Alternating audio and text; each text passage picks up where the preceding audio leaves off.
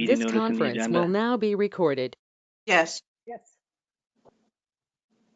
All right, excellent.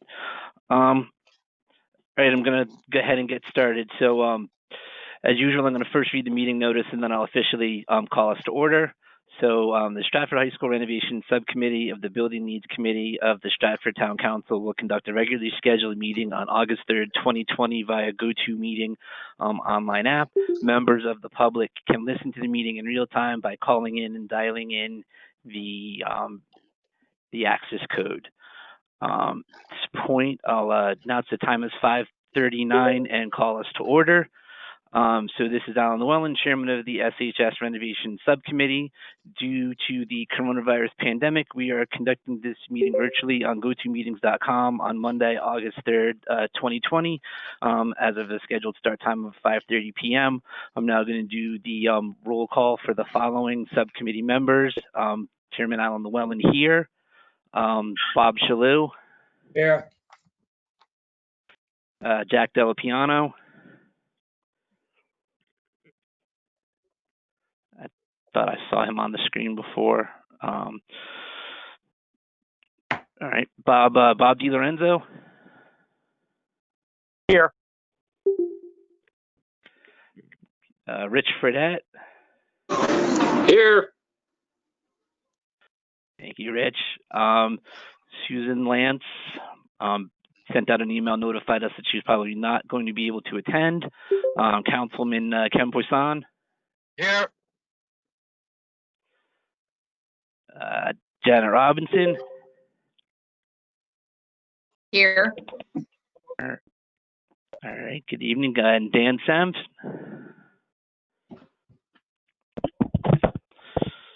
All right, I'll now move on to the, yes?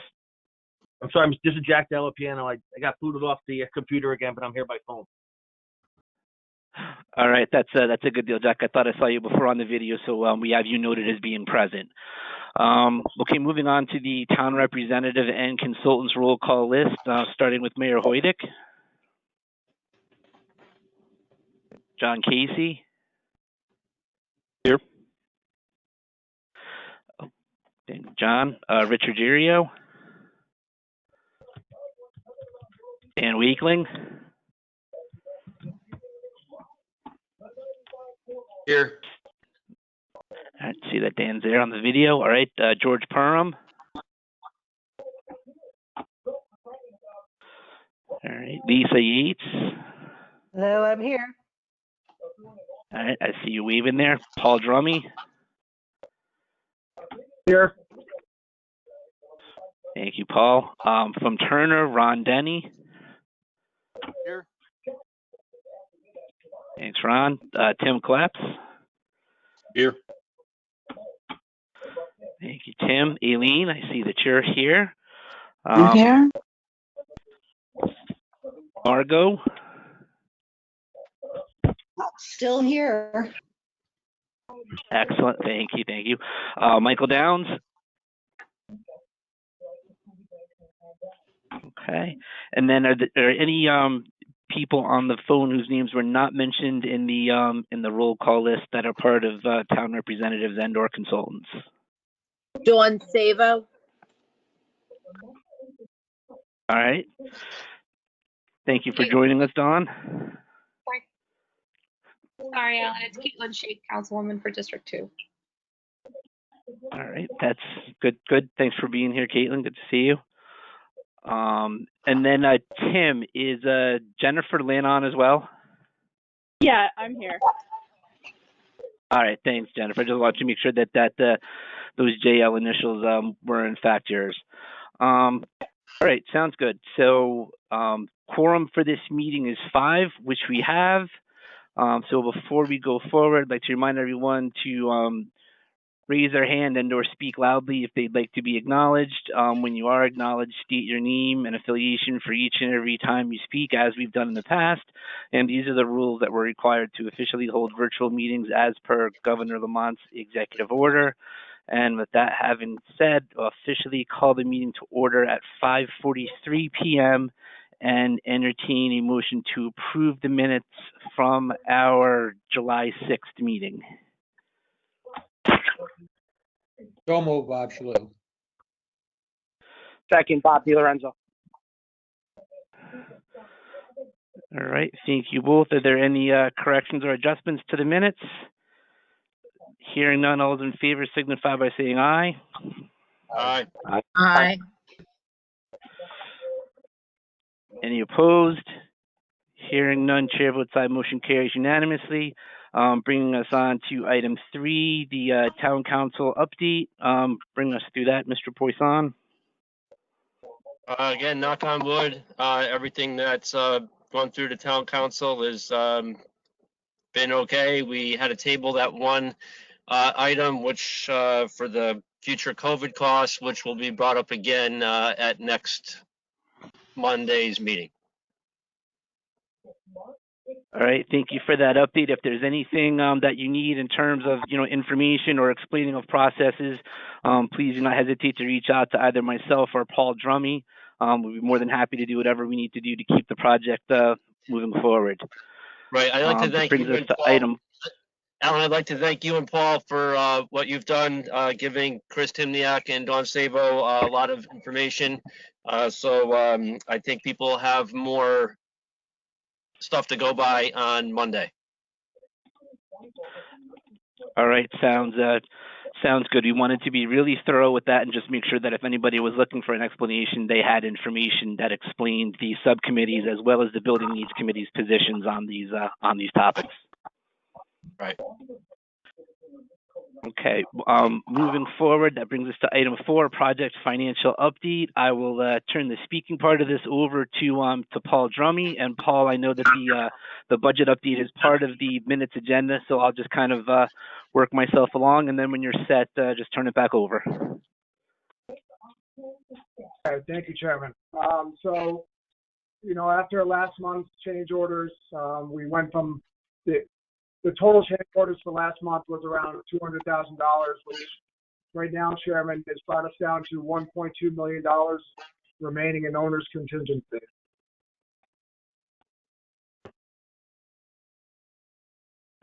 Are there any specific questions I can answer for anybody on the committee or the town?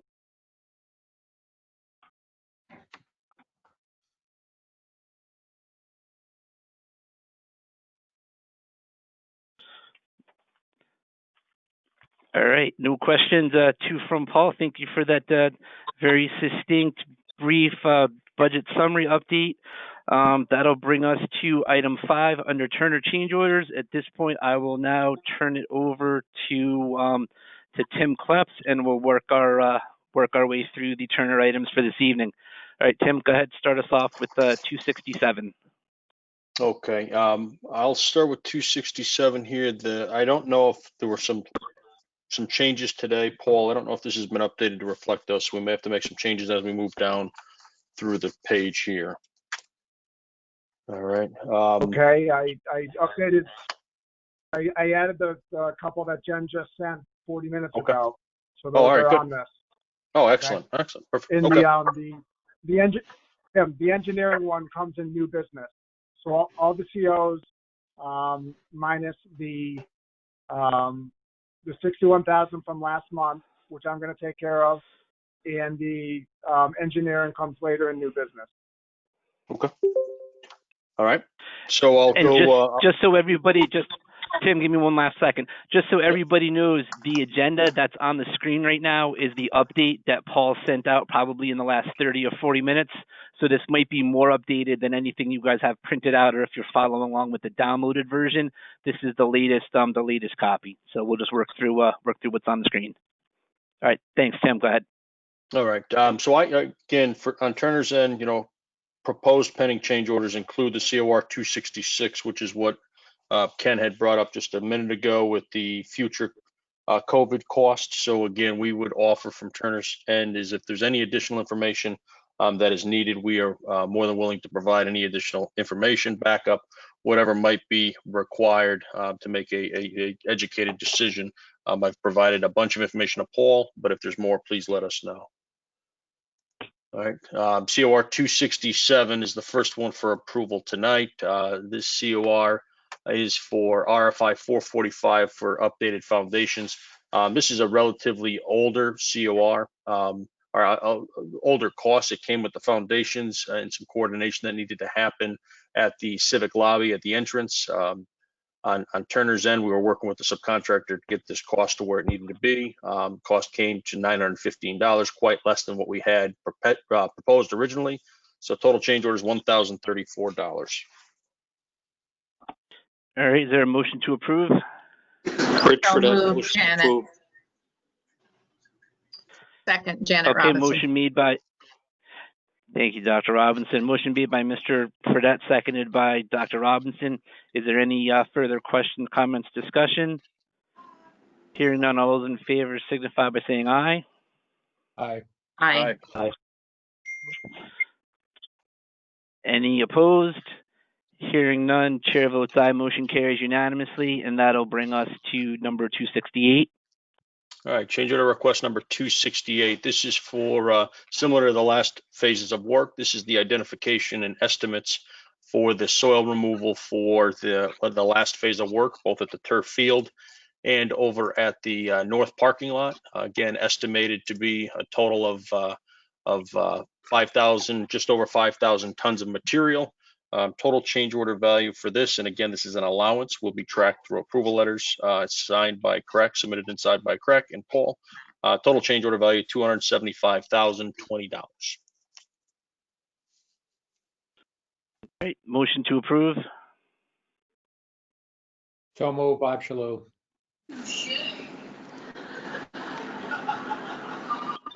Thank you, Bob. Is there a second? Second, Janet. Mr. Chairman, Thank you. Rich Fredette. And yep. Why was this not included in the original cost of the field? This is soil. This is contaminated soil that's been identified through the third-party hygienist, the soil hygienist that's hired by through Antonazzi, same group that's been with us as we've gone through the east parcel soils, the west parcel soils, and now again finalizing this. So again, the quantities and testing results have indicated that this material is not. It cannot be dropped over due to chloridane levels. This is on the south side. Cannot go to contract plating and need to go out to Massachusetts. Of course. Okay. We're hopeful that the north parking lot, we don't have results over there yet. We're hoping that, again, we don't get those chloridane. We've had conversations with John Casey that, again, anything that can go to contract plating, we will direct to that location. Okay. Thank you. All right, and then again, before taking the vote on this, again, this is over our spending limit, so this will go to Building Needs Committee with favorable recommendation to be passed along to the council as an allowance amount, final reconciliation to follow. Yes, Mr. Chairman. Are there any other questions? Go ahead, Mr. Poisson. Yeah, Tim, you said this was an allowance, right? But it's in the change order. It doesn't say allowance. Can we reword that so it says allowance, please? Yeah, in the description, if you look at right down the bottom, 267, 690, K&W, it's an allowance for soil removal at East Parcel. Okay, I just want to make sure that when it goes to town council that it says allowance in the line item on our agenda. Yep. So if you also Yeah, Ken, I'll clean that up a little bit when we go to Building Needs. Yep, and also on the COR, approval of this estimate will allow the removal and disposal to continue. However, we will pay K&W instruction based only on the actual weight of soil disposal. So again, this Right. will all be done on tickets and again, manifest signed by the town. Right. No, I know that, Tim. I'm just thinking to next Monday on our line item on our agenda that we don't see, you know what I'm saying? We don't. Gotcha. Yeah, thank you. Alan knows what I'm talking about. So does Aileen and Margot. I just wanted to just say it on the record. Thank you. All right, excellent. Thank you, Councilman Poisson. Any other comments, discussion concerning number 268? Hearing none, all those in favor signify by saying aye. Aye. Aye. Aye. Any opposed? Hearing none, chair votes aye. Motion carries unanimously. Tim, 269. All right, change order request number 269. This is in reference to bulletin 32. This is the addition that was requested for a security window over on the east parcel, where you enter underneath the arches on the left-hand side is a security office. That office didn't have a window from the vestibule into the security room. It was requested to add one. So we have cost in here to demo block through Connecticut Masons. And again, it's important to note that this is rework because the wall was built. And then you have the Norwalk glass to provide the security office glass. We're adding a shade to that. And then also a sill is being added onto that. So those are not rework, but again, Connecticut Mason's work to demo it is rework. Total cost of this change order is $6,758.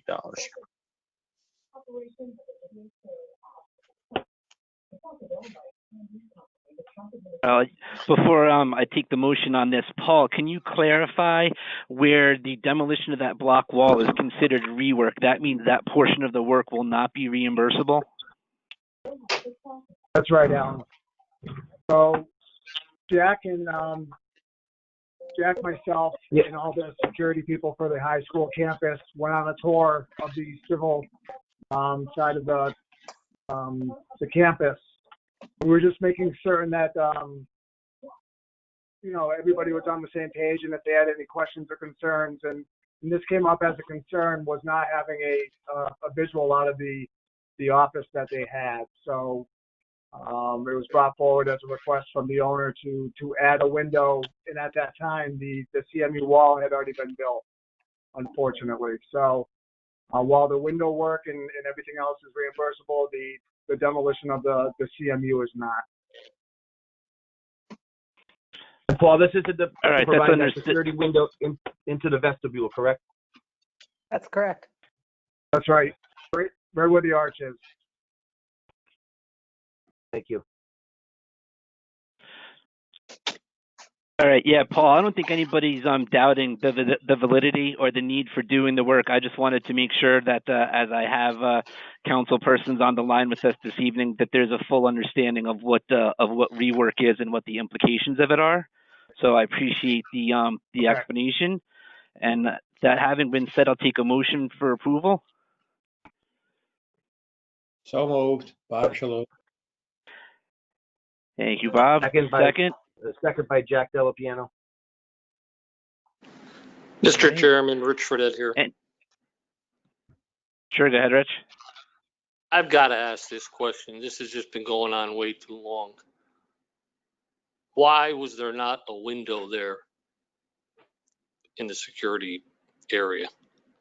It just dumbfounds me on how we could do things like that and not have it done properly. So, Rich, it's not This a is Jack. I'll point of comment on that entry. real quick. I know when we went on the tour. One at a time, guys. Go ahead, Paul. Sorry, Jack. All right, Paul here, Rich. So the archway is not a main point of entry for the for students to enter the building. That office is just for the security officer to be stationed on that side of the bridge, but it wasn't really thought of as an entry to look out on who's there at the time, Rich, during programming. Just to clarify, it will be an entry for students in the morning and an exit in the afternoon, but it will not be like visitors to the building or anyone entering the building during the day will not be allowed in that door. Right. And this is where the SOR sits? No, it's a security guard on the civic side of the campus. It's an office that's right under the old archway from the building, right in that hallway.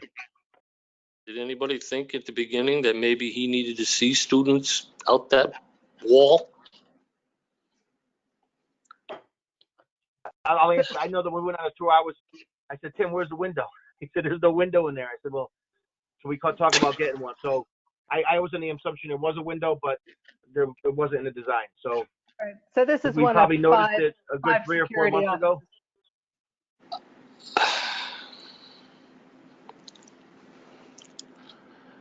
I hear what you're saying, but I'm still not buying it.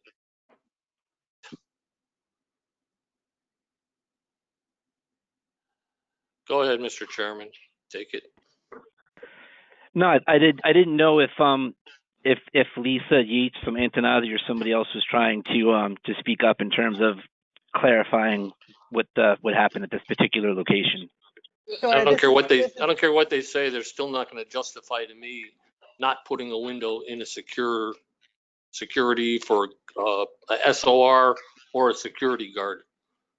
Gotta believe that those guys have to be able to see all the way around.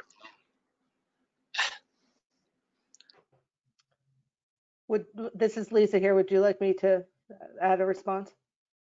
Be happy to. It's up to the chairman. Yeah, sure. Go ahead, Lisa. Okay. So this is one of 5 security offices or so that we have throughout the building. And as Jack had mentioned, or I think Paul had mentioned, this is not a main point of entry. All of these offices are equipped with video, so that's sort of the primary means that they surveil when they're in these offices. And also, this was, at the time of design, this was kind of an extra. They weren't sure that this office would be manned, even though it was equipped. And it looks like it's going to see more use now that we're further along. That's sort of what I have to add. But it was considered a security office from day one. Maybe day 2, but yeah. Okay. And the other 4 have windows. No. The interior offices do not have windows either because there's nothing. They primarily focus on the video. The Does this mean actually, the main office, the main SRO office in the admin wing does not have windows either. So does this mean in the next month or 2 we can expect more change orders for additional windows? Nope. This will be the last one. Okay, Mr. Llewellyn, it's all yours. All right. Thank you. Thank you, Mr. Fredette. Good work on the explanations. At least we understand, why some of these things have happened. Are there any other comments, questions, discussion? Hearing none, all those in favor signify by saying aye. Aye. Aye. Any opposed? Hearing none, chair votes aye. Motion carries unanimously. It brings us to 270, Tim.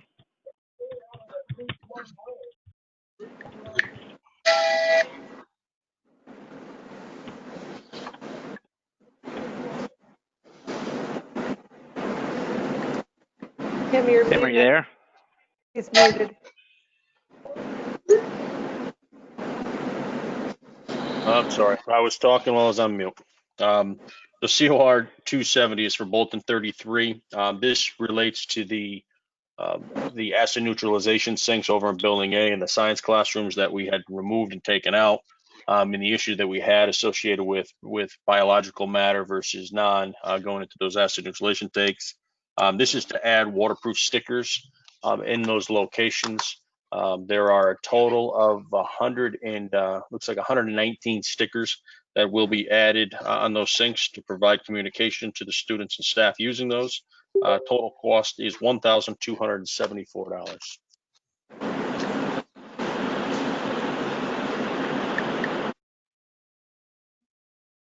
All right. Is there a motion to accept?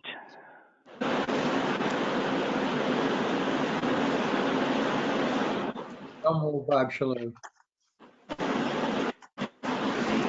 Thank you, Bob. Second on this motion. So moved. Jack Delapiano. Thank you.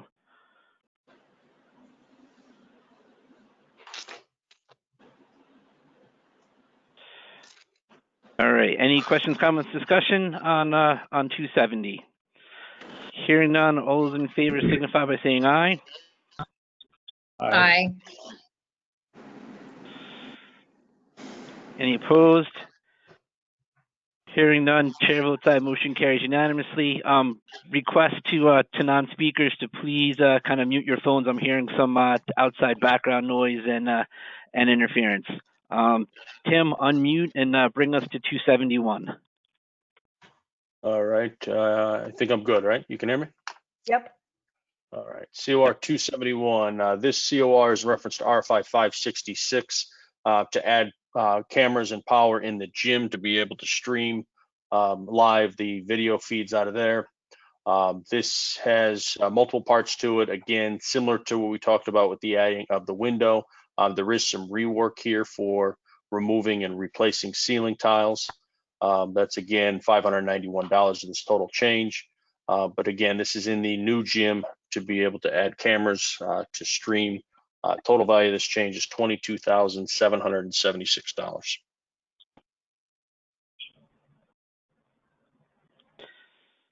All right. There a motion to accept this item? So moved, Bob Shalou.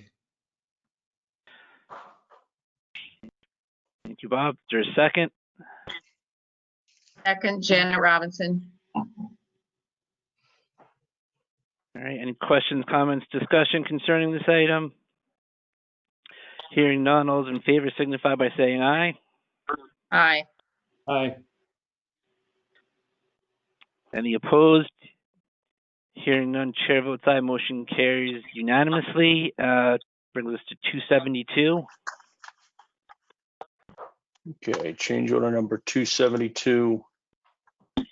This COR is in relation to Bolton 28 for updated security drawings. This has multiple pieces to it, including some added conduit for cameras and blue lights. To be able to put those cameras and blue lights on the exterior of the building required, again, some rework to remove some of the brick in the AVB and to repair that and then put it back together. We had some raceways that had to be added and then some soffits that had to be opened and closed. In moving some cameras due to camera type changes. So again, there is a portion of this that as well is considered rework, so it would be ineligible, and a portion of new. Total change order value for this change is $17,077.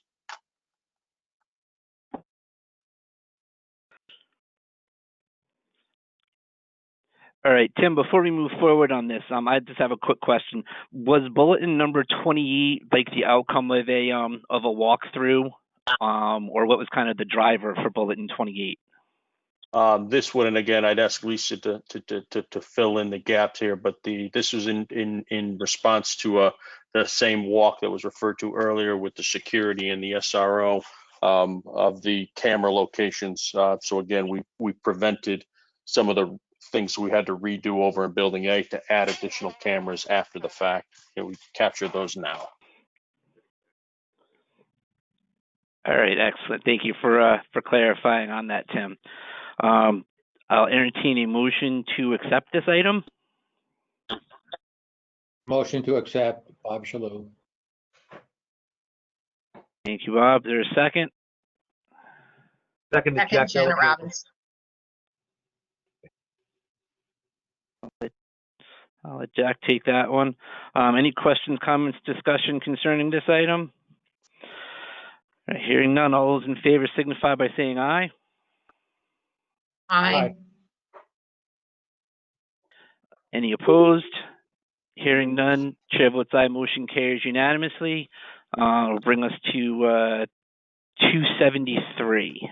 All right, change order number 273. This is in relation to Bolton 36. This is to add the field netting around the new turf field over on the south, I guess it'd be the southeast side of the site, southwest if you're talking about just East parcel.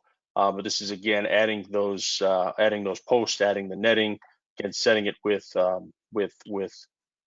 a crane, as well as some allowance for bearing pressure engineering. So right now the total value of this change order is $133,445.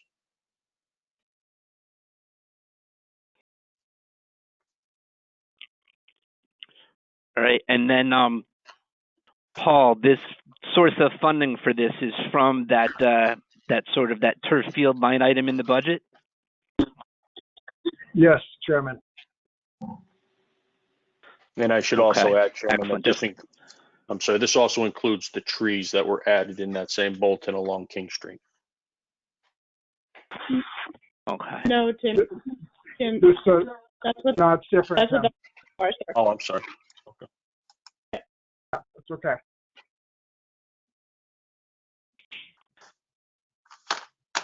Okay, so trees are not included in this. I'll entertain a motion to accept and send to Building Needs Committee with favorable recommendation. Motion to accept, Bob Shalou. Thank you, Bob. Is there a second? Seconded, Jack Delapiano. All right, thank you, Jack. Mr. Chairman, Any questions, comments, discussion? Rich, for Go that. ahead, Rich. So did that not include the infamous trees that we really don't even want, but have to have? I Coming up believe those soon, are Rich. those are And a couple more. separate item that we'll get to. Yeah, we'll get to that in a minute. Okay, Yeah, I so we're spoke gonna. out. Yep, I spoke out of term, Rich. Okay, all right. The thank bulletin you. included trees, but this pricing does not. Okay, so we can go over to Ocean State Job Lot and grab $10 trees. I hope we don't have to get 10 trees. No, $10 trees. Oh, I hope those exist. Disregard. Maybe we'll have to see if Tim can help us out with that. All right, all those in favor signify by saying aye. Aye. Aye. Any opposed? Hearing none, chair votes aye. Motion carries unanimously. Brings us to 274.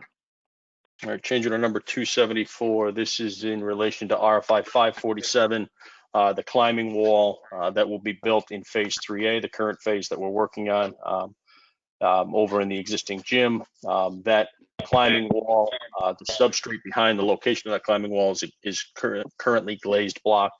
That is not a sufficient substrate for the climbing wall. It's being changed out to a framed wall with plywood sheathing. Total change order for that is $17,858.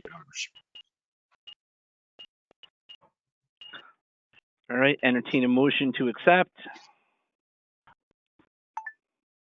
So moved, Jack Delapiano.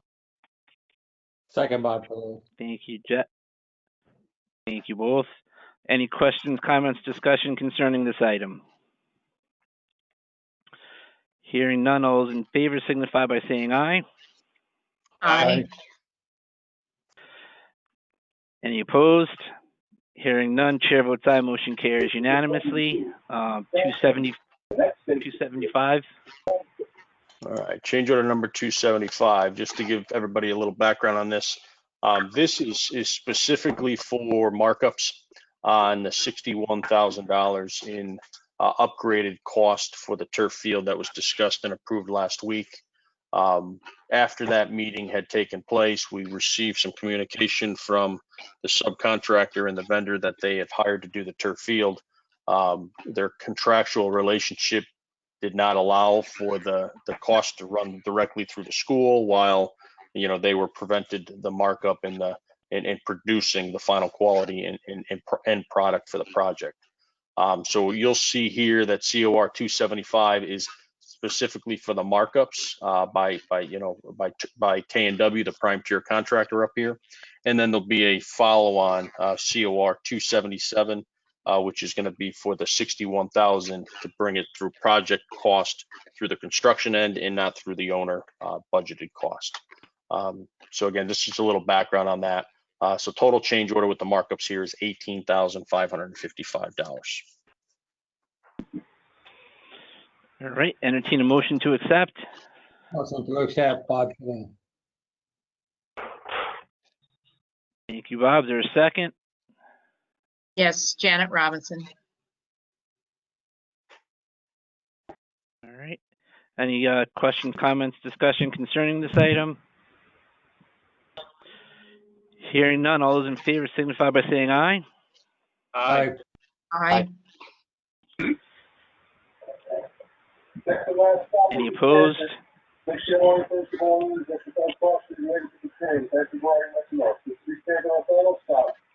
All right. Again, for people who are not speakers, there's a caller 4, caller 11. If you could please mute your phones, it would be greatly appreciated.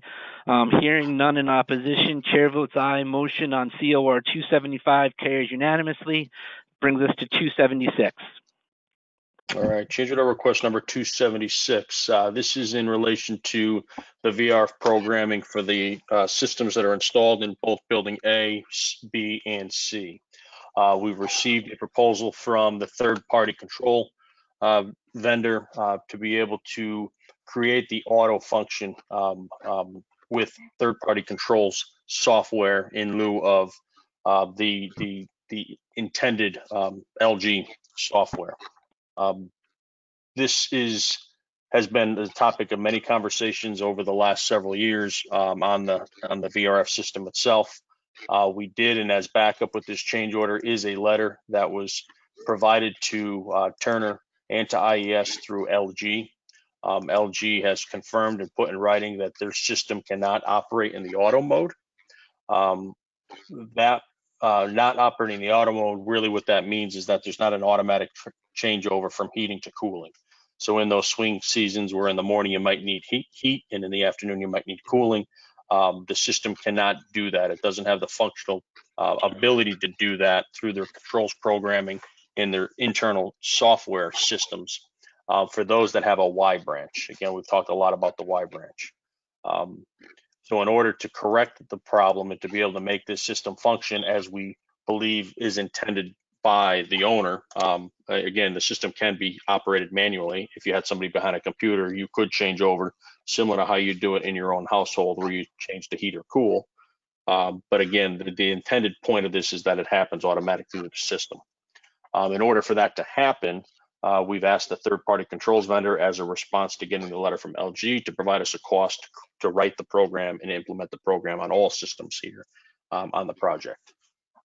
This is that cost. It's $28,286 to be able to implement that program to create, again, the auto function with a Y branch.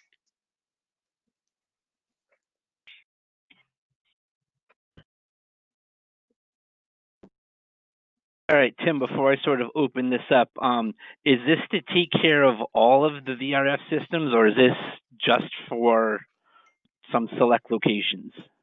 It's to take care of probably 85 to 90% of the system. So Alan, if you flip through some of the backup that we provided with this for the VRF system, we've highlighted the piping tree that was provided as part of the bid documents as well as part of the shop drawings.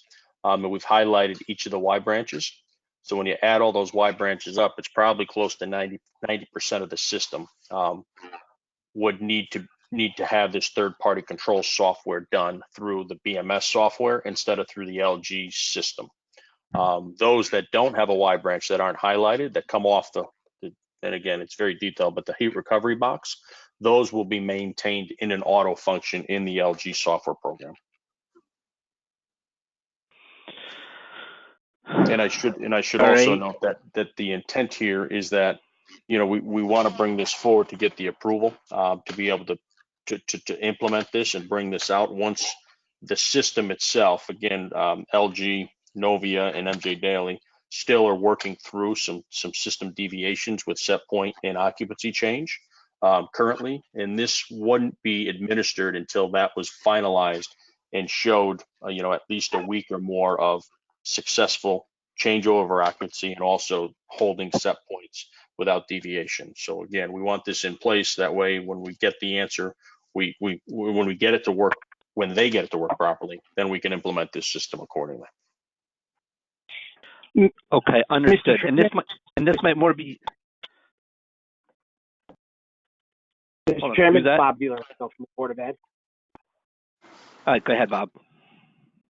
Yeah, I just have one question. You know, I've been on this committee now for, I think, almost 2 years now, and it's been a great committee. But it seems like to me that, you know, the change orders, I mentioned this going back about 3 to 4 months ago, but the change orders seem to become fast and furious. And I'm just wondering why we continue to pay for mistakes that are happening on the end of the project.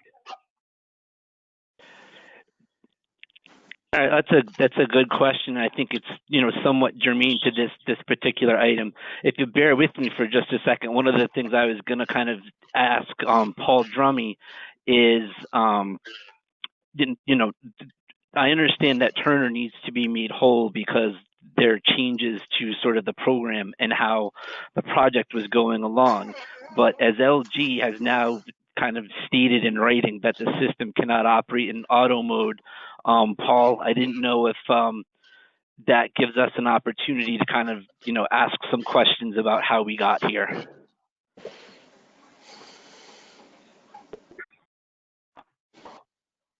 So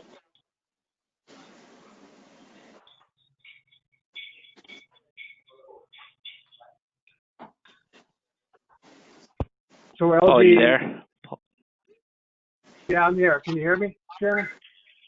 Yep. Chairman? I got you now. Can you hear me? Okay, thank you. So this has been a long road, Chairman, in committee, and I think this changes things a little bit, right? Because now we have the manufacturer of the components in writing stating that their system will not operate in a Y. However, Tim, you want to talk a little bit about Novia in their not complicitness of the design, but talk about how our designer reached out to them for a system that should have functioned, used that information to bring the design forward, and here we are. Yeah, I mean it's pretty standard operating procedure for the engineer on the project to design with assistance from a manufacturer. The manufacturer rep, as Paul alluded to here, is Novia.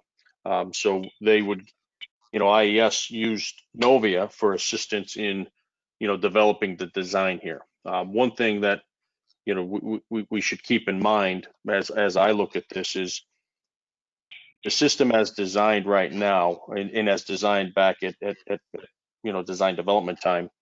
Should this issue have been brought up by Novia or LG directly or by MJ Daly, whomever it may have been, would have required at that time some changes to the system. Those changes to the system could have been, as I understand it, two different options.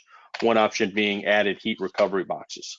When you add all those heat recovery boxes, we add additional piping as well, and a substantial cost for all those heat recovery boxes. Or you went at that time with the third-party controls. That similar situation in the additional cost could have happened during the shop drawing process as well, had it been identified at that time. I think the frustration it has just developed over the years of trying to get this system to operate and not getting LG to stand behind and tell us what the problem is, and to come to the table with a solution. That has a great frustration level for all of us, especially those here who have been trying to work through the problems, and a great frustration level for Jack and his staff, and Ken, who are there in the school dealing with the inconveniences of what we've seen. But I think, I myself wouldn't refer to it as a mistake in this particular case, just based on the fact that they had representation from the manufacturer's rep. That manufacturer's rep provided information. The tree that you see that's in the COR as backup was developed out of an LG software system. And they also had delegated design responsibilities connected to that piping system. Right. The correlation between piping, right, and the controls appears, in my opinion, the missing component of what took place here. And it took a long time to get an answer that was in writing from the manufacturer saying this is basic design. It doesn't work. It can't work. It doesn't work, and we have to do it with third-party controls. Mr. Really Chairman, Burdette here. Hold on. Yes, go ahead, Rich, for that. So Tim, you kind of like touched on something there where you realize and you recognize that is somebody else's mistake.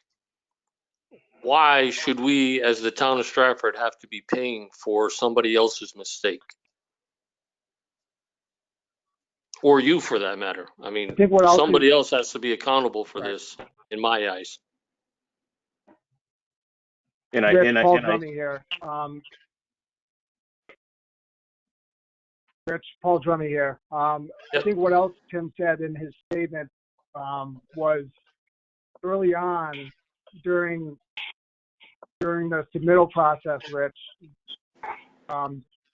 if this were to have been caught early on, this would have been one of the solutions to correct the issue. So the owner would have paid for it.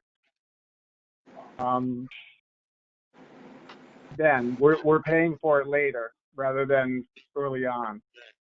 Well, we've been discussing this, Paul, for a better part of a year. Long time, Rich. So many meetings. And why couldn't somebody, you know, again, I'll go back to my previous life. If I fixed a car and the car went down the street and the part fell off the car, I was responsible for it. I know, Rich. Mr. Chairman, I have a question when you have a chance. Yeah, just want to make sure that Mr. Fredette's concerns have been satisfied before I move on to you, Councilman Poisson. Well, I doubt if they'll ever be satisfied, but I just don't believe that, somebody else, I believe somebody else should be held accountable for it, not us. Okay, understood. Understood, Rich, and I agree. I just don't know that there's any other way around this. It's a function to some extent of using these VRF systems. They're not, it's not like it's an air handler unit and they've been putting them on buildings and installing them in commercial spaces for 12, 15, 20 years. So some of the projects that are built right now, you are somewhat guinea pigs to the VRF world. Well, if that's the case, Alan, if that's the case, why do we have any of these change orders in front of us? We should have just been paying these idiots the money that they wanted and not even bring it before the committee. Because all it's doing is getting the rest of us frustrated. Believe me, Rich, I work with these systems. Right, we were put in charge to oversee these things. It doesn't look like, our word really matters to them whatsoever. All right, I'm sure Paul has heard what you're saying, and we'll explore further. Ken Poisson. All right, thank you, Mr. Chairman. I'm going to agree with what Bob said and what Rich said. Tim, you said it's not a mistake, but it is a mistake. And Paul, you said that, well, if we had caught it earlier, we just would have paid for it earlier. But we're still fixing someone else's error, mistake, whatever you want to call it.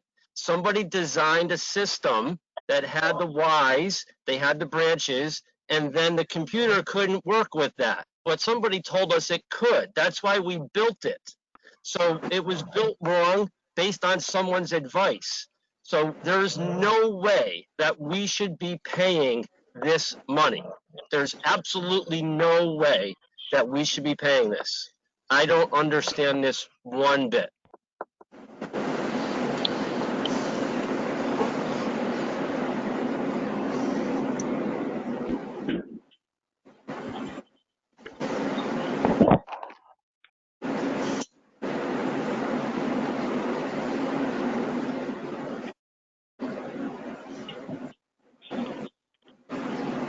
Rich, are you talking? Because we're not hearing anything coming out. Oh, we just heard a train whistle.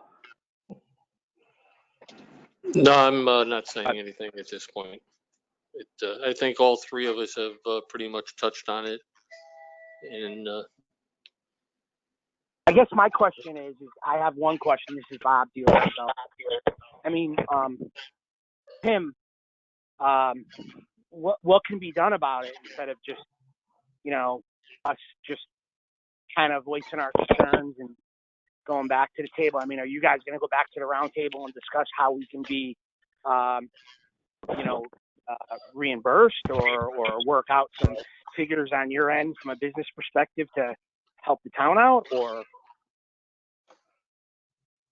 I honestly, as we've been in this, for quite some time. I've had a lot of conversations. The last time we had talked about this, it also included a large value associated with maintaining this system. When I look at it from from varying perspectives, and believe me when I tell you that I have debated this and put this back in front of MJ Daly, the prime tier subcontractor, over and over again. We meet weekly on this, just this topic itself. Lisa, IES, Paul, we've all been involved with this, and the unfortunate part of this is the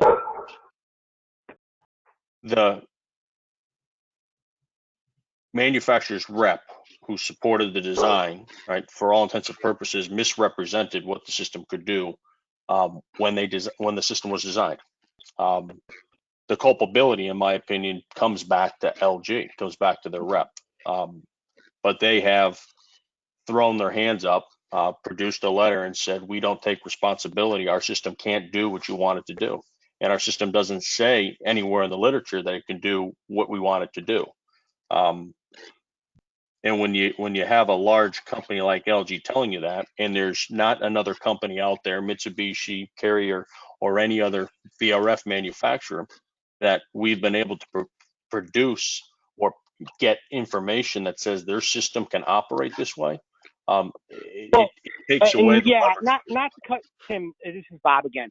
Not to Yep. cut you off, but business is business, and I know about business models because unfortunately we had a system at Oxford Health Plans which crashed on Wall Street, and at the same time they came back and worked out a deal in terms of business with money. So the past couple of years, you guys have done a great job. You're great people. There's no doubting that. It's just, at this point in time, it's a tough situation. I mean, basically what you're saying, you're kind of kicking the buck down the road and keep doing it, but businesses do something when you have a project like this. So, I don't know. Disappointing.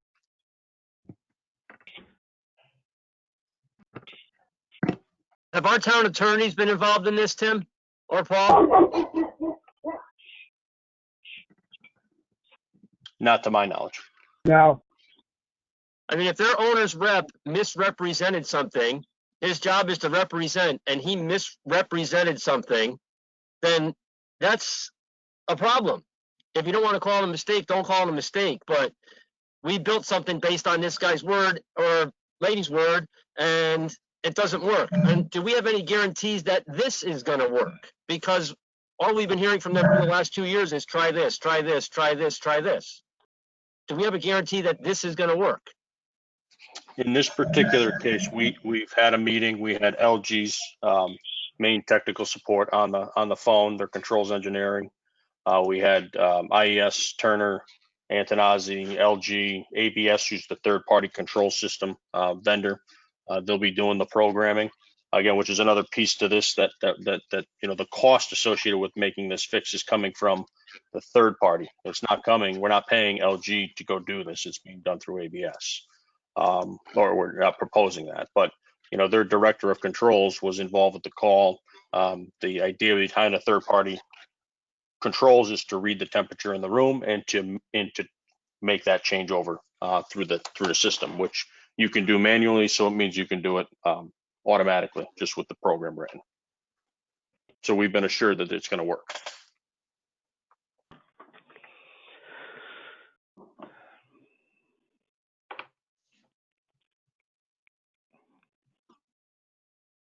All right, so that's somewhat comforting and reassuring, Tim.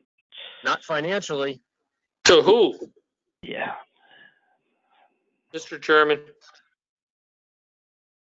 Yes. Rich for that here.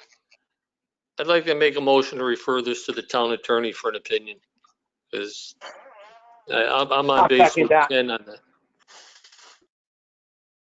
Pardon me? I'll second that motion. Okay. Was that Bob DiLorenzo? Yes. Maybe we can ask them to expedite this so it doesn't drag on too long and doesn't eat up most of the bill over there either. No, understood. I'll have Paul, if we take the vote and end up going this route, I'm sure you can work with Tim Clapson, not necessarily put every piece of paperwork behind it, but just kind of put a summary together of, of the decision path and how we've gotten to this point with the VRF system. Will do, Chairman. He wasn't crying, was he? No, I think that was somebody else. And Mr. Chairman, I would also request that any other expenses that we have made along these lines also be reviewed to try to fix the multiple attempts that we have tried to fix their problem. Any money that we have spent should also be reviewed, not just this one. Exactly. I can provide that direction to Paul as he puts his report together to go through and get some of the other kind of VRF related, changes put together and see what our costs to date are, and we'll work with the town attorneys and see what our options are. Okay. Okay. So a motion's been made to approach town attorneys for an opinion related to the VRF system programming and other related changes. Motion was made by Rich Fredette, seconded by Bob DiLorenzo. Are there any other questions, comments, discussion concerning this issue? I know it's been a lengthy discussion. Okay, so all those in favor signify by saying aye. Aye. Aye. Aye. Any in opposition?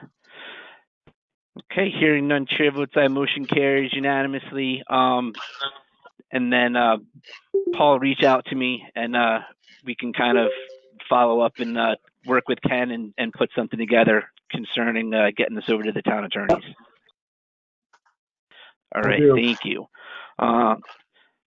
That'll bring us now to item 6, review of construction plans and schedule. Bottom of the page here is the note to go to the project website. There's usually updated photos there.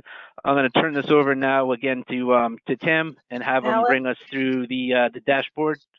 Excuse me, Alan, this is Yeah. Lisa. I think we had 279. I think Lisa Paul wants to, yes. those are under new business. There's 277 and 278 and 279. Oh, I'm sorry. So 279 is here. 279, yeah, 279 is not in new business. It's a right above. Yep. Okay, but all right. Thank you, Lisa. All right, so Sure. let's take care of 279 now. Sorry, I'm taking handwritten notes on the older set, the older agenda. But yeah, let's do 279 now. I can take care of that one for you. Motion to accept. I had a feeling you might. Is there a second to Mr. Fredette's motion? Second. Bob DiLorenzo. All right. All those in favor of accepting the tree credit signify by saying aye. Aye. Aye. Any opposed? Hearing none, chair votes aye. Motion carries unanimously. And now, Tim, take us through the dashboard and the look ahead. Okay, as we did the last couple of months, again, we provide the information. I don't know if anybody has any questions for us on any of the information that's here in front of you.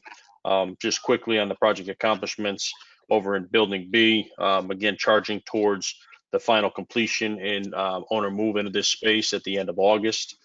Looking at, and again, this will hit on 6-week look at as well. Looking right now, we've started punch list. Lisa and Antonazi have been in doing punch list. IES has been here doing their field reports and punch list as well. Right now, we are starting final cleaning tomorrow. Flooring mitigation for moisture mitigation will be completed tomorrow in this building, and then the final floors will go down. The auditorium is looking great. The theatrical lighting is hung, working on the AV. Over in the civic lobby, all the terrazzo has been completed. It's all covered and protected at this point.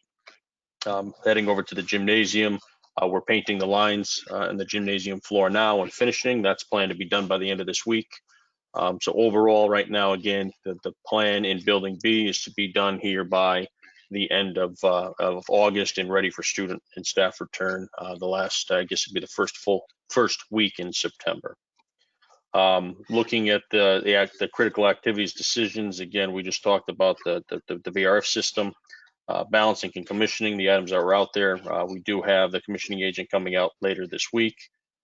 Flooring warranty issues, we're working through that. Over in Building A currently, the first floor has been demolished, pulled up and replaced.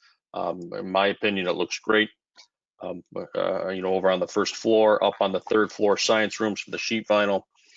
They have removed 5 rooms, including the prep rooms, the associated prep rooms, and we have replaced 3 of those rooms in its entirety. There are 2 rooms left that are prepped and ready to go, and they've started demolition on the 5 rooms over on the east side. We'll talk about the existing deck over in Phase 3A under new business. A couple of these items are a spiral stair enclosure is a quality issue. We've removed it, and it's being fixed and being brought back. Foot grill, last one is expected this week. And then testing and balancing, we also have that started in Phase 2B, the Building B, actually tomorrow they're here, and they'll be here for about a week and a half completing balancing and testing. All right. Outside of that, on the report, and again, then I could talk about the look ahead. I talked a lot about Phase 2B, Building B, and the turnover at the end of August. Over in Phase 3A, the last phase of the project. The field turf work is well underway. If you've driven by lately, we did pave last week, and we paved again today, the top coat. We also, in the building, the demolition is probably 90 to 95% complete. We're doing a lot of the miscellaneous exterior repointing, getting under slab utilities and pouring back the concrete. And then we have interior block work scheduled to start. And again, we'll talk about the discovery of the existing deck and some issues associated with that under new business. Any questions for me on the monthly report or the 6-week look ahead?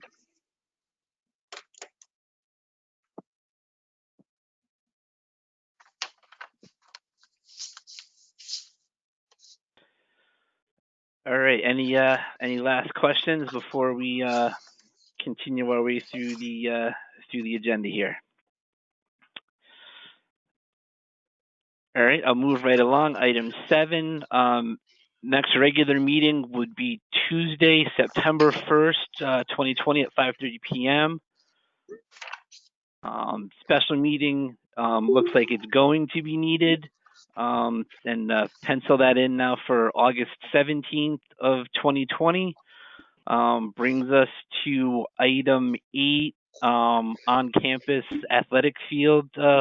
Lisa, anything to report?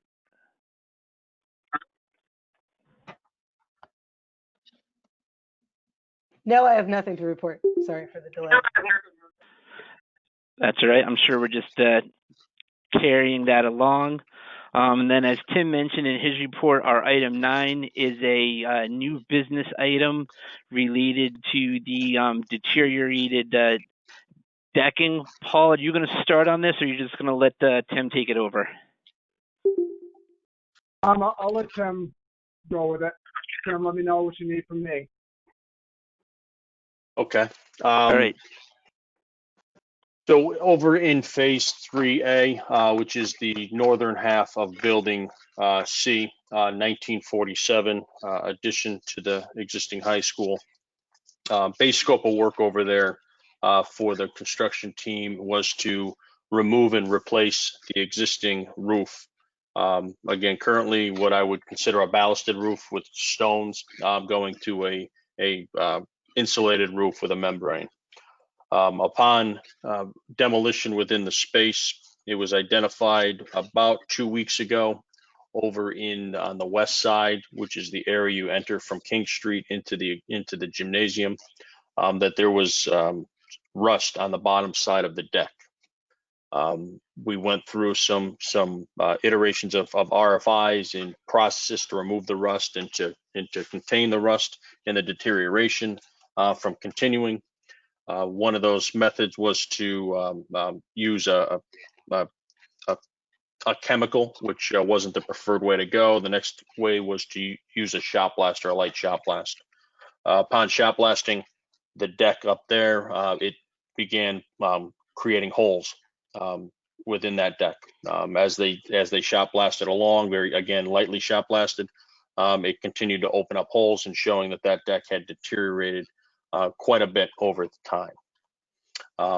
Subsequent to that, we had a review in the field with IES, with Antonazzi, with Crack, as well as Turner in De Blasi, a third-party engineer, to review this, both for a safety concern. Turner cannot, once we identify something like that, we cannot put people's safety in danger and put them on the deck. So we engaged De Blasi to look at this and also to peer review this against our steps moving forward. On the 20th, we met out there. We started looking over at the south deck, which is above the existing locker rooms over on the quarter side of the building. That decking on the underside did show signs of rust at those locations as well. Upon looking at it from the upper side of the deck, we removed the paper. You can see quite a bit more rust and actually some areas that had already deteriorated with holes through the deck. Fast forward over the last couple of weeks, we've had IES, Antonazzi, Crack, and all these individuals engaged looking at this deck. We opened up today 6 areas up on the upper gym roof. We found that 3 of the 6 were in not so good condition. Again, more rusted areas of this deck over on the south side of the existing gym roof. The other 3 on the other side actually look pretty good. Again, down on the call it the 4th roof, which is the north side above the locker room on that side, the women's locker room. We have the same signs of rust on that decking as well. A couple things to note is the decking itself. We've brought out a micrometer to test the gauge of the deck. We're told it's 16 gauge deck. We've also gone back and looked at the book to find that deck, and again, spans on that deck. They couldn't find it in the book. They started looking and contacting the Decking Institute. They also can't find it through the Decking Institute. So right now with the decks over in phase 3A, we have some major concerns associated with 1, schedule, and 2, the financial concerns with this, and then 3, in the biggest one is the safety, trying to pull this roof off, whether we do some spot replace and removes, or we have to replace and remove the entire deck over there, is still up for debate and a lot of questions out there. The other thing I should note is that this decking is not the standard fluted deck that we typically see nowadays. It's a standing seam deck. So up on the gym roof, that deck sits down on top of the trusses on the top cord, and there's about 1.25 inches to an inch and a half gap. Every 6 inches, it's wide open, and it's held down there with a fillet weld on the bottom side, which again is not standard practice now. And then on the lower decks, that is not secured down to the joists. It's floating there, and again, part of the question is it because it's a ballasted roof and the weight of the ballast hold that roof down? But we have, again, so we were supposed to start ripping and replacing the roofs on the 20th, and we haven't been able to move forward with that as of yet. The original scope of work and the intent was always to maintain a watertight roofing system. So we would only remove what we could put back down. That way the work underneath could continue. We are going to be at a standstill on the underside very soon.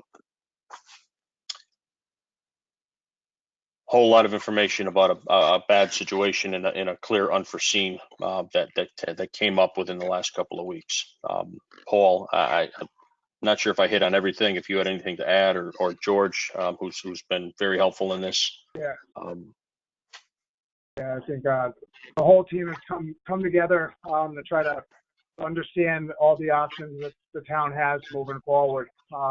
We had a meeting this afternoon with Chairman Llewellyn and Chairman Poison, Turner, Antonazzi, George, and Lisa, just to discuss this prior to this meeting, to understand what the options are moving forward. Everything is fluid at this moment, but one thing was certain is time is not on our side. So what I think we're recommending right now is to approve COR number 278, so Turner can start the shop drawing process for a full deck removal. Now, while they're starting this process, that doesn't mean that we're locked into a full removal, but we don't want to lose this time in the next couple of weeks till our next meeting. During this period of time between now and 2 weeks from now, I'm hoping to get IES back up on the list to inspect the upper roof further as well as the lower roof further, and then come and report more information to the committee about schedule, what the schedule looks like, and what the monetary impact is going to be. But now I don't think the town needs to commit on a full deck replacement, but we do need to at least start the shop drawing process so we don't lose 2 weeks. And if we call the hounds off, we call them off, and we pay them to date. But at least if the decision is the best path forward is to do a full replacement, we haven't lost 2 weeks of time.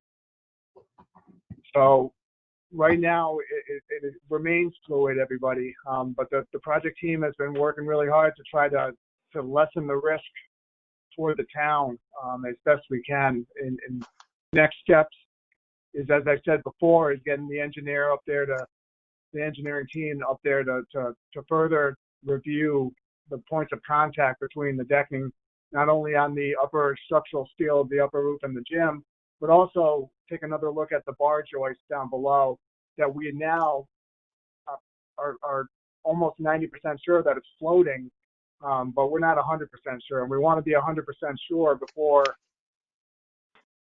we make our final recommendation.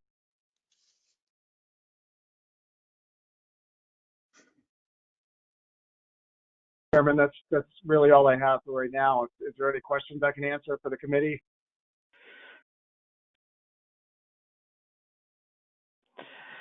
No, the one thing I just wanted to add is that kind of at the tail end of that session, I had made a request to see if Tim over at Turner can put together a little bit of a markup for the roofs in that area, because one of the things that had mentioned that had me particularly concerned was there's a section of roof that's now been discovered to basically be the decking is being held down by the roof. So when the roof gets taken up, that decking then becomes not only an unsafe working surface, but it's also going to let rain in, which is why I think what Tim was saying their kind of plan was to not ever be in a state where they weren't waterproofed. And now that we're talking about, some significant areas of square footage that not just need to have the roof taken off, but also to have, decking be redone. It's another consideration, we're going to have to make. And I think, not losing the time and at least getting the full set of shop drawings and deck engineering done is a wise decision for us to make, given the position we're in at this time. And Chairman, if I can chime back in here on the programmatic side. So this space was due to be turned over in November. The space includes the fitness room, the new auxiliary gym, and the space that was allotted for the Alpha program, and the administrative offices that go with that program. So school, as we know it now, can still move forward without interruption, delay aside. I just wanted to let Janet and Jack and Bob know that that school can still function. Thank you. And if I could just add real quick, when you mentioned about the time, Paul, we have reached out to the subcontractor who would do the deck replacement. And the deck supplier has about a 4-week lead time to get the shop drawings to us. After approval, there's another 4 to 6 weeks to be able to get the material on site. As I had said when I was given the rundown of the issue, without being able to continue to perform the work underneath a watertight roof, it does create a large delay, 2.5 to 3 months, if you just use the lead times to be able to not be able to perform the work on the underside of the building. So again, we can get to a point where we may be able to frame some walls depending on the demolition plan, maybe do some of the masonry interior walls. But when it comes to doing any of the MEP rough, any conduit, anything like that, we are stopped until we're watertight. So this will have a major time impact, which is why we've had so many conversations and tried to expedite the information to bring to the committee, so that we can move it forward as soon as we can towards getting to a resolution and try to mitigate the impact as best we can. So Tim, can you tell the committee a little bit about the shop drawing and how they really fabricate this decking for the actual roof itself? And it's not like we can buy a bunch of decking right now and shake it out on site, because it would be extremely counterproductive. Can you talk a little to the committee about that, the process? Yeah, the standard way to be able to purchase deck is through a company. Volcraft is probably the best known out there. And Volcraft, you send over to them, the drawings, they'll come and do their shop drawings. There's a field survey that happens, and then their decking comes out bundled for the roofs. So when the crane is here on site, it's craned to the locations, and it minimizes the field work, which again minimizes cost. If we add a lot of field work, we add a lot of cost associated with that as well for cutting and modifying deck to be able to fit. Again, when it comes in bundles, it's meant for that roof. It's piece counted for that and laid out to be able to streamline and expedite the installation process to avoid on-site labor.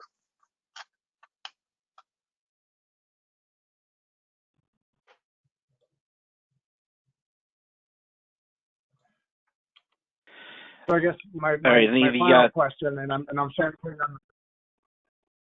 go on, Alan. I'm done. No, go ahead, Paul. Just it's more thinking out loud during a meeting, which is inappropriate, but something I can certainly circle back with Turner afterwards, just about the process and what I've been doing all along, Chairman. I just have follow-up questions to make sure we have all the information in 2 weeks. It is not the time for the question. All right, sounds good. So that having been said, yeah, sure, go ahead, Ken. I'm sorry, Councilman Poisson. No problem. Alan, I just, Margot and Aileen just reminded me that the mayor's golf tournament, which was postponed from June, is on August 17th. And historically, we've not had meetings on that day because it's extremely hard, almost impossible to get quorum. So if we do need a special meeting in roughly 2 weeks, I would suggest it not be on the 17th. Okay. All right, so should we do our usual shift and go to the 18th? Yeah, I think it'll be easier because it's all virtual now. I think it would be harder if we were doing in person, but since it's virtual, I think it would just be easier. I know it's not easy, but it would be easier than if we were in person. We have to ask Margot and Aileen if we could do that, if they're available, and almost any day except the 17th would work.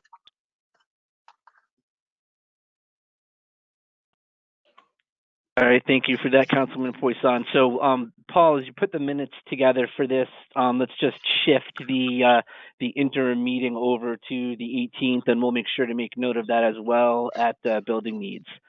Are there any other kind of questions, comments, discussion concerning this item? Okay, so I'll entertain a motion to approve or accept the Building C roof deck cost in the amount of $19,866. So moved, Janet Robinson. Second, Bob Shalou. All right, and again, one last time, any other questions or comments concerning this item? All right, hearing none, all those in favor signify by saying aye. Aye. Aye. Right. Any opposed? Hearing none, chair votes aye. Motion carries unanimously. Paul, are you taking the photovoltaic item? Yes, just a brief update, Chairman, that within the next week, along with the roofing and decking information, the committee will be seeing more information on the photovoltaic. I expect it to be an agenda item during the special meeting. I would like to discuss that as well. Okay, sounds good. That's so noted for the record. And then bring us through the red thread item. Yeah, so this is just additional mobilization of set of furniture for phase 2.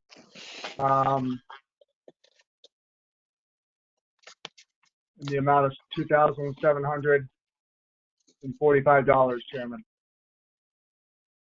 Is this just because pieces got added due to staff acquisitions and room changes? So a little bit of both. Spaces that when we had them out the first time were not available, so we had to push it out to August, Chairman.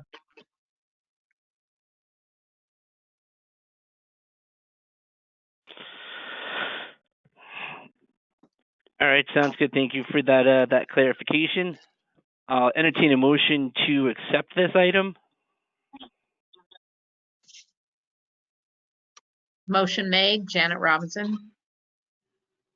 I'll second it, Bob Shalou. Thank you. Thank you, Janet. Bob, are there any questions, comments, discussion concerning this item? Hearing none, all those in favor signify by saying aye. Aye. Aye. Aye. Any opposed? Hearing none, chair votes aye. Motion carries unanimously. Let me just scroll through said red quote. Okay, item 10 under motion to adjourn. Motion to adjourn. By Councilman Poisson. Is there a second? Second. That Mr. DiLorenzo? Yes, sir. All right. All those in favor signify by saying aye. Aye. Aye. Aye. And we are off the chair votes aye. We are off the clock at 7:01. Thank you, everyone. I know we had some lively discussion, got into some details with some of the items. I appreciate your help, and thank you all for your continued concerns. If you're on building needs, Thanks. please stay right here. We're going to start right away. Thank you. All right.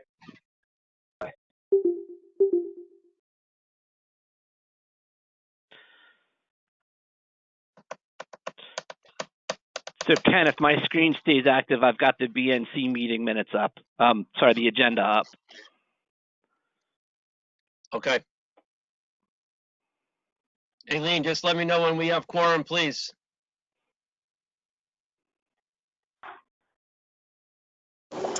I'm just trying to see because there's caller 4, 5, 8, and 11. So I have, you need 6. I have Bob DiLorenzo, Alan, Yes.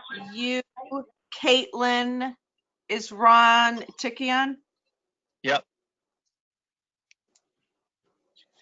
I Lon, believe Lam is on as well. Lam is you on? got your, and no Dan Semt, right? No, but you have 6. You have quorum. Okay, You're so good to go. Margot, if you're ready, we can go. We just go straight through. Okay, I didn't know if you turned the recording off or not. All right, we're ready to go. Thank you. I did that. All right, thanks. Okay, I'm going to call the Building Needs Committee of August 3rd, 2020 to order at 7:02 p.m. I'm Ken Poisson, 6th District Councilman and Chairman of the Building Needs Committee. Item number 2 is the approval of minutes from our regular July 6th meeting. Do I have a motion to approve? Ron Ticky, make a motion to approve. Is there a second? Second, Bob DiLorenzo. Any discussion? Hearing none. All those in favor? Aye. Aye. Any opposed? The chair votes aye. Motion carries unanimously. Item 3 is ongoing items. 3A is Board of Ed buildings. A1 is Stratford High School Renovation Subcommittee. I will turn it over to Alan Llewellyn, chairman of that subcommittee. And I believe we were all just on the previous call, so this should be very succinct, Mr. Chairman. Thank you, BNC Chairman and Councilman Poisson. Again, as you said, pretty much everybody who was on this call was on for the high school call, so everybody knows we have expended the rest of the physical education field sort of allowance monies by moving forward with the netting, which we'll get to a little bit later. We're still showing 1.2 million in contingency for owner contingency. Had a lively discussion about the VRF system and have decided that we're going to engage and involve and look for an opinion from the town attorneys. And again, website's been updated with photos, and the dashboard and 6-week look aheads are all part of the minutes and agenda packages. That having been said, I'm going to move forward through the Turner change order request items that were reviewed and put through this evening. The first of which is number 267, which is based on RFI 445. This was for some updated foundation questions that got answered over at the Civic Lobby. I would move that we accept this in the amount of $1,034. Okay, is there a second? Second. Who was that second by? Caitlin Shake. Seconded by Ms. Shake. Is there any discussion? Hearing none. All those in favor? Aye. Aye. Any opposed? The chair votes aye. Motion carries unanimously. Next, Alan. Next item was change order request number 268. This was for phase 3A soil removal. This is in the area beneath the turf field. It includes the results of the testing from the soil that was found to be contaminated. I would move that we accept this and send to town council with favorable recommendation the allowance amount subject to final reconciliation, and the amount is $275,020. Okay, is there a second? Second, Lom Nugent. Any discussion? Alan, I just wanted to clarify, or maybe Lisa could, or Tim, this wasn't the soil just under the turf field, it was also under the parking lot in that whole area, correct? Correct, yeah, that's under the turf and at the north parking lot area. Okay, all those in favor? Aye. Aye. Opposed? Chair votes aye, motion carries unanimously. Next. Change order request number 269. This was related to Bulletin 32, some changes and modifications at the security window based on walkthroughs with security officers, administration officials, and the like. I would move that we accept this in the amount of $6,758. Second, Ron Ticky.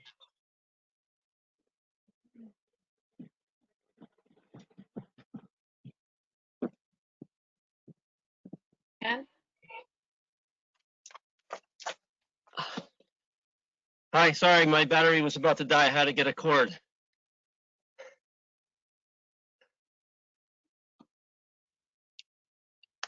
Someone made a motion in a second, I assume? Correct. I motioned and Ron Ticky made the second. Okay, is there any discussion? Hearing none, all those in favor? Aye. Aye. Any opposed? Chair votes aye, motion carries unanimously. Next, Alan. This was COR number 270. This is related to bulletin number 33. This is for the set of stickers to be placed at the lab sinks as part of the final resolution of things at the acid neutralizers. I would move that we accept this in the amount of $1,274. Is there a second? Law Newton. Okay, any discussion? Hearing none, all those in favor? Aye. Aye. Aye. Any opposed? The chair votes aye, motion carries unanimously. Next. Change order request number 271. This is based on the response to RFI number 566. This is added power for the cameras at the gyms, and this will enable us to do live streaming and video feeds from activities going on in the gymnasium. I would move that we accept this in the amount of $22,776. Is there a second?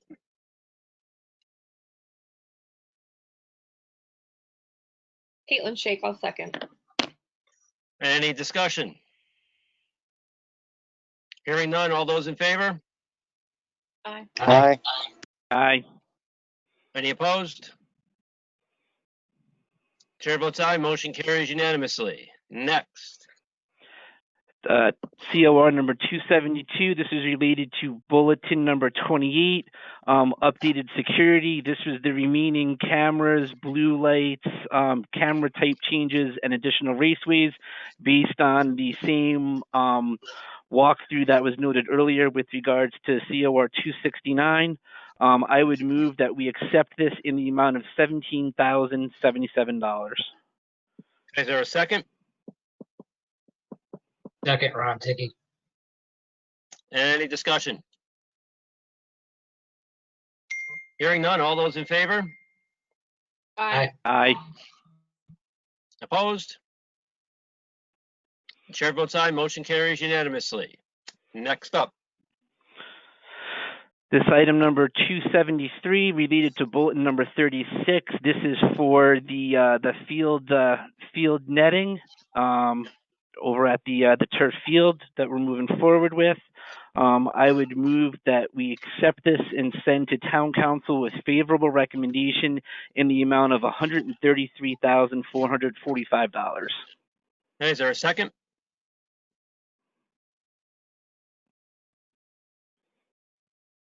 Second, Ron Ticky. Any discussion? Hearing none, all those in favor? Aye. Aye. Any opposed? Chair votes aye, motion carries unanimously. Next. COR 274. This is based on the response to RFI number 547. The climbing wall is going to be put into I believe the auxiliary gym. It's a glazed block substrate, not suitable to mount the climbing wall. This is to provide a framed out wall in order to support the climbing wall that we have on the way. I would move that we accept this in the amount of $17,858. Okay, is there a second? Law Nugent. Second. Any discussion? Hearing none, all those in favor? Aye. Aye. Any opposed? Chair votes aye, motion carries unanimously. Next. Change order request number 275. This is for the upgraded turf markings to be provided for the field. I would move that we accept this in the amount of $18,555. Is there a second? Second, Ron Ticky. Any discussion? Hearing none, all those in favor? Aye. Aye. Opposed? The chair votes aye, motion carries unanimously. Next. So the next item is change order request number 276. This is related to the VRF. This item has been sent to the town attorney to get an opinion and have them review it. Our next item that was put forth for approval, there is a decking decking issue with regards to the Phase 3A areas. This is a complete unforeseen condition. In order to resolve the situation over there, Turner's proposed providing deck engineering and getting shop drawings done in advance of any other decisions made. So I would move that we accept this in the amount of $19,866. Is there a second? Second, Ron Ticky. Any discussion? Hearing none. All those in favor? Aye. Aye. Opposed? Chair votes aye. Motion carries unanimously. Next. Change order request number 279. This is to reconcile the situation with the trees that need to be provided in order to comply with our various land use approvals. This is actually a credit amount. I would move that we accept this in the amount of $10,920. Is there a second? Second, Ron Ticky. Second. Aye, any discussion on accepting this credit? Hearing none. All those in favor? Aye. Aye. Any opposed? Chair votes aye. Motion carries unanimously. Next. Last item was a red thread quote. It's quote number 767876. This is for additional setup and delivery of fixtures, furniture, and equipment. This is mobilization due to staff additions and room changes provided during the course of the project, getting us up to this point. I would move that we accept this cost in the amount of $2,745. Is there a second? Second, Ron Ticky. Any discussion? Hearing none. All those in favor? Aye. Aye. Any opposed? Chair votes aye. Motion carries unanimously. Is that it, Mr. Llewellyn? Yeah, just wanted to continue thanking the subcommittee members for their efforts and review and attention to detail, and also thank the members of the Building Needs Committee who have been pretty diligent in being part of the Stratford High School meetings, and it kind of makes my reporting and makes my need to go into detail, not as necessary as it used to be. So I think it's great that we're all working together. I appreciate, your support and the support of the council, and look forward to the successful completion of this project. Thank you, Mr. Chairman. Okay, thank you for all your hard work leading this huge project. Okay, item A2 is open work orders, which as usual have been emailed to us ahead of time. Does anybody have any questions for Rich or Danny? It might just be Danny. I didn't see Rich. I don't know if Rich is on. Anybody have any questions for Dan?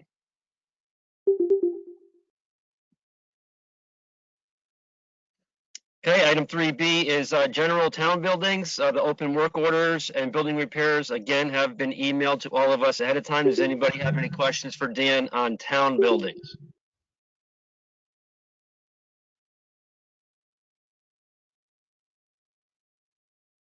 Okay, item B2 is Booth Park. Dan, has any updates on Booth Park? Not really any updates. We finished the painting in the dance hall exterior. We're going to do some work inside. The bathrooms are just about done. Some small work on the railroad building. That's about it at this point. Hey, any questions for Dan on Booth Park? Okay, thank you very much. Does anybody have any new business? Item 4.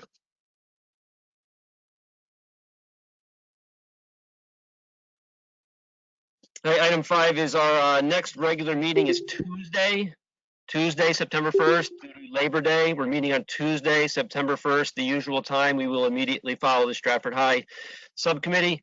However, as you just heard, we will need a special meeting.